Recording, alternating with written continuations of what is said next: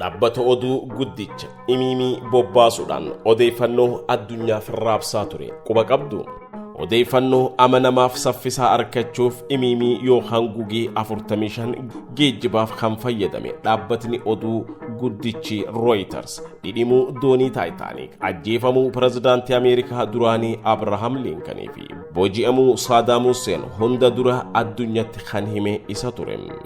Gabaasa isaa kana immoo ragaa fi odeeffannoo kan argatee imimii kanaatu dhaqqabsiisee jaama.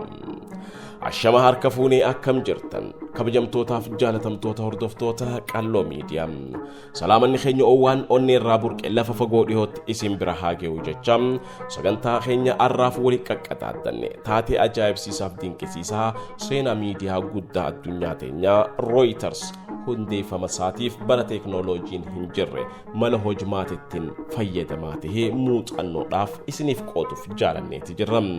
Chaanaala keenya qalloo miidiyaa subscribe gochuudhaan numichoonfadhaa isinin jenna. Viidiyoo keenya kana yoo jaalattan like share gochuun waliin gahaa. Galatoomaa sagantaa keenya wajjin turtii gaarii. Dubbiin akka arraan tanaa waa hundi laafaa salphaa fi dhihootti argamu hin turre. Osoo teeknooloojiin addunyaa teenya qe'ee tokkotti deebisee kun dhalachuu miti hin yaadamin dura. Osoo miidiyaalee fi taateewwan tamsaasa addunyaa waliin gahan kun hin argamin.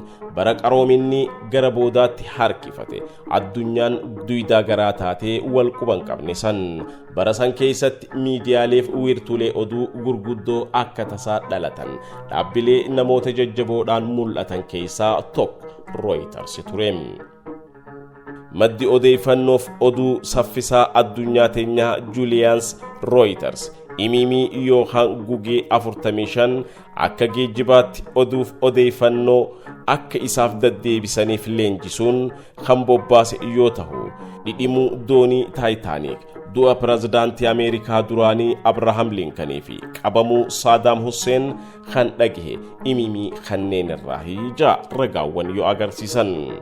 Namni lammii Jarman ta'e Paul Julius Reuters jedhamu kallattii jireenya isaa jijjiiruuf hojii baankii waggootaaf hojjechaa ture dhiisuun gara Faransaay yeroo imalu dargaggeessa umriin isaa waggaa 35 ture. Reuters Paris erga gaheen booda dhaabbata oduu nama Charles Lewis Havans jedhamu tokkoon hoogganamu keessatti qacarame. Gita hojii oduuf odeeffannoo hiikuurrattis ramadame hojjechuu jalqabe. Paul Reuters dhaabbata oduu guddicha Faransaay arraan tanaa Agence France Presse jedhamu kana keessatti barasan maqaa Agence Havan jedhamuun yaamamu keessa ture hojjechuu kan eegale. Achi keessa hojjechuun isaa waan baay'ee akka baratus isa gargaareera. Yeroo Agence France Presse keessa hojjechaa ture san akkaataa ittiin oduu qindeessan, akkaataa ittiin oduu sassaabanii fi wantoota birallee kan barate yoo ta'u, wanti biraa Paul Reuters yeroo achi turetti hubate odeeffannoon dhibaawee dhufu hammam gabaasa oduu irratti dhiibbaa akka qabudha. Barasan keessa meeshaawwan qunnamtii saffisaan oduuf odeeffannoo namni itti wal dhaqqabsiisuuf itti waliif ergu waan hin jirreef taateewwan oduuf galteewwan tahan kan magaalaa Paarisiin alatti uumaman yeroo dheeraan booda kan arkatan yookaan kan isaan gahu akka ta'e kan himamu. Kunis hojii maxxansa miidiyaa isaanii irratti hedduu akka isaan rakkisaa tures ragaawwan jiran ni akeekan. Wanti kun baay'ee waan isa yaaddeesseef karaa ittiin odeeffannoo saffisaan itti argachuun danda'amu irra deddeebi'ee yaadaa ture. Turtii Paris erga xumureen booda Agence France Presse gadhiisee gara Jarman qaceeluudhaan magaalaa Aachen itti dhalatee guddate keessatti wiirtuu tajaajila oduu banatee hojjechuudhaaf yaadrimeesaa lafa hayyate.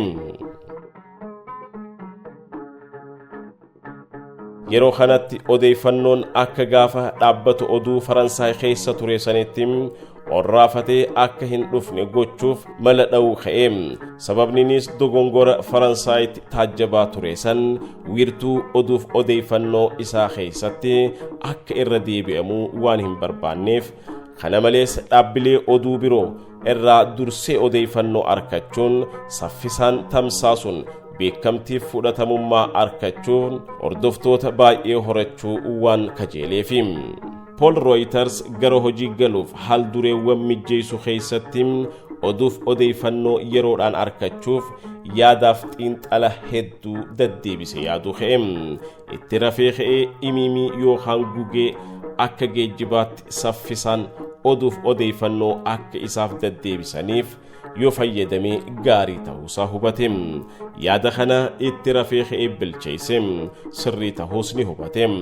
Kanaaf battaluma san osoo yeroon gubin imiimii yookaan gugee 45 madaqanii nama bira jiraatan bitee leenjisuun hojiitti bobbaasee kallattii hojii isaas odeeffannoowwan inni barbaadu kan oduu idileef ta'uu fi odeeffannoo gabaaf oolan argachuu irratti fuulleeffate. Imala odeeffannoo sassaabuu isaa magaalaa guddoo Belgium Brussels irratti xiyyeeffachuu kan barbaadeef yeroo sanitti magaalaa dhaloota isaa Akeenii fi Brussels jidduu hariiroon daldalaa cimaan waan tureef odeeffannoo daldalaa dafee akka isa geeyu jecha ganamuu imiimii 45 baaburarra kaayee Akeenirraa gara Brussels kan ergu Reuters achitti nama isaan simatu qopheessee ture. Imiimiilee yookaan gugee kanneen achi erga turaniin booda odeeffannoowwan sassaabame miila imiimii 45 irratti guduunfuudhaan kan gadhiifaman. Imiimiileen dhaamsa deddeebisuu kan leenji'an waan ta'eef odeeffannoowwan haaraa miila isaanii irratti guduunfame waliin kiiloomeetira 122 sa'aatii 2 keessatti balali'uudhaan waajjira muummee Reuters Jarman magaalaa Akeen keessatti argamu gahan. Akkuma inni abdate imiimiin kanneen ji'oota muraasa keessatti leenjii xumuruun Brussels irraa gara Akeen deebi'uu danda'uun isaanii Reutersiif milkaa'ina jalqabaa isa guddaa ture.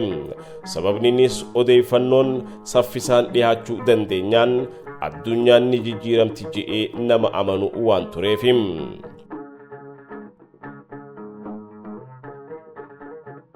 Haala kanaan hojii kan jalqabee Reuters bara sararri telegiraafii illeen hojiirra hin ooliin sanitti imiimiilee odeeffannoo olmaa gabaa fi oduuf ta'u miila isaaniitti guduunfachuun balali'anii yeroo gabaabaa keessatti isaan gahuu fayyadamuudhaan dhaabbilee oduu biroo odeeffannoo imala baaburaan sa'atii dheeraan ergamu osuma eeggatanii inni dursee oduu ummataan gahuu jalqabe.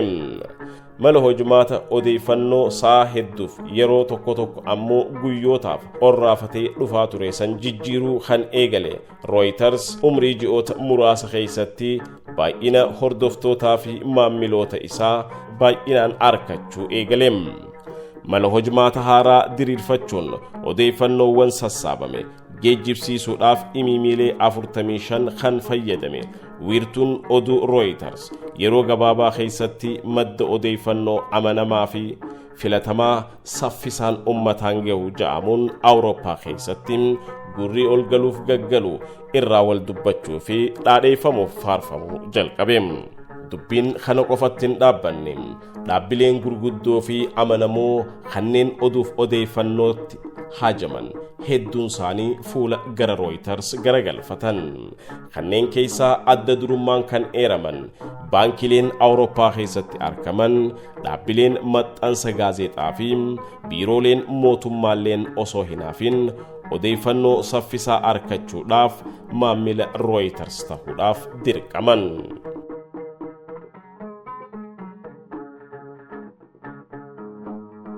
Magaalaan meeshaan dhaamsa itti waliif ergan telegiraafiin ja'amu hin hojjetaminiif keessa taa'ee bara reediyoon hin jirre san bara tajaajilli saatelaayitilleen hin jalqabinitti fi bara intarneetiin dhalachuu fi miti hin yaadameessan keessatti Reuters geejjiba odeeffannoof imiimii 45 leenji'an qofa bobbaasuun dhaabbata oduu amanamaa saffisaa ta'uun Awurooppaa keessatti dursa qabachuu eegale.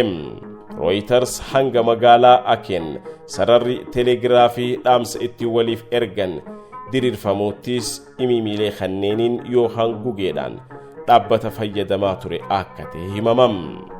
teessoof wiirtuu mala hojmaata isaa bifa haaraan bocee sirreessuun addunyaa guutuutti tamsa'uudhaaf fi dhaqqabuudhaaf kan qophaa'e Reuters bara 1851 gara Ingiliiz imaluun qubsuma isaa magaalaa London taasise.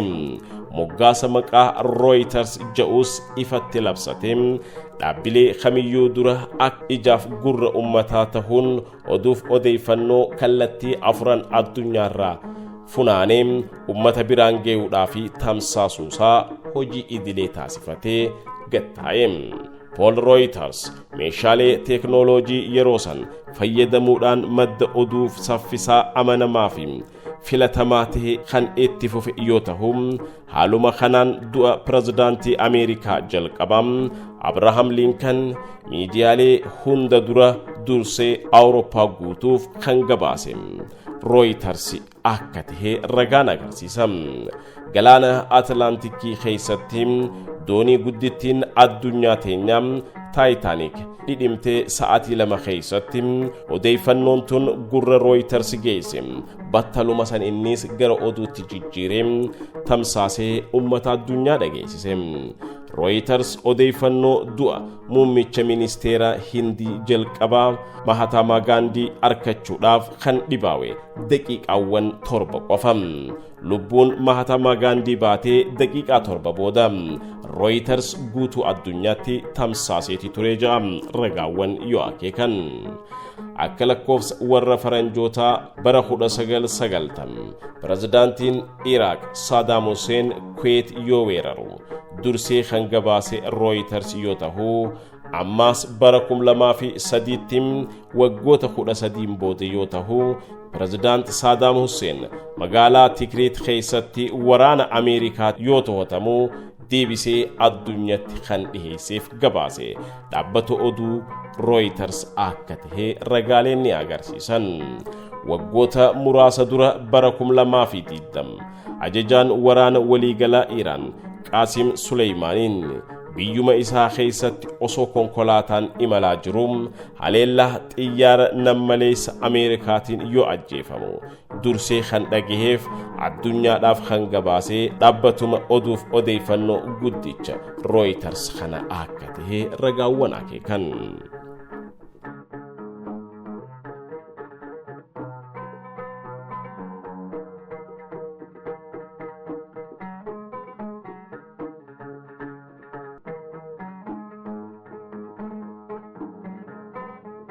Mul'ata guddaaf imaammatee nama dhuunfaa tokkoon kan hundeeffame dhaabbatni wiirtuu oduuf odeeffannoo guddichi Reuters gargaartota hojjettoota namoota 3 fi imiimiilee 45 hojii kan jalqabe akka ta'e ragaawwan agarsiisan. Kunnoo waggoota 173 ol addunyaa teenyarra hojii milkaawaa fi itti fufiinsa qabu hojjechuudhaan addunyaa ajab kan jechisiisaa jiru madda odeeffannoo filatamaa addunyaa teenyaatis ta'ee argamuu kan danda'e dhaabbatni kun bara 2008 akka lakkoofsa warra faranjiitti magaalaa waggoota dheeraa keessa jiraatee fi itti hojjechaa ture London gallakkisuudhaan teessoo jijjiirratee Kaanaadaatti yoo galu riipoortaroota yookaan agabaastota 2500 ol biyyoota addunyaa 200 keessatti bobbaasuun gaazexeessitoota suuraa kaaftota 200 dabalataan qacaratee afaanota addunyaa garagaraa 16 kallattii addunyaa 4 irraahuu oduuf odeeffannoo wayitaawoo amanamoo saffisaan tamsaasuudhaan dhaabbilee raabsitoota oduu hunda dursuudhaan kan beekamu Reuters arrarra guyyaadhaan maamiloota idilee biiliyoona 1 ol akka qabu ragaawwan qorannoodhaan mirkaneessan agarsiisan. Dhaabbata madda oduuf odeeffannoo filatamaa amanamaa fi saffisaa addunyaa teenyaa taheen wiirtuulee hunda dursuudhaan filannoo miidiyaaleef namoota dhuunfaaf babbeekamoo hunda kan ta'e Reuters arraas hojii isaa itti fufeeti jira.